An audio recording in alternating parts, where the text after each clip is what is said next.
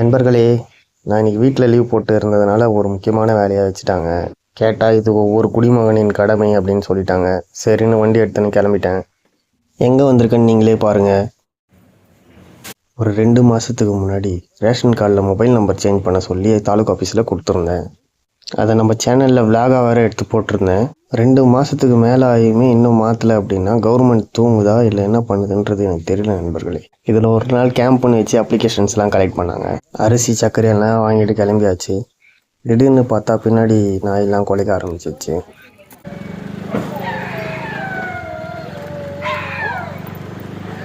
இப்போல்லாம் வெளியில் கடை தெருவு கூட வர முடியல. இந்த நாய்ங்களுக்கு பேய் பிடிச்ச மாதிரி வர போகிறவங்க எல்லாரையும் கடிச்சு வச்சுது. அதனால் ரேபிஸ் நோய் பரவி நிறைய பேரோட உயிரே போகுது. வீட்டில் இருக்க குழந்தைங்கள்லாம் சேஃபாக பார்த்துங்க நண்பர்களே. தனியாக வெளியே தெருவிலலாம் அனுப்பாதீங்க.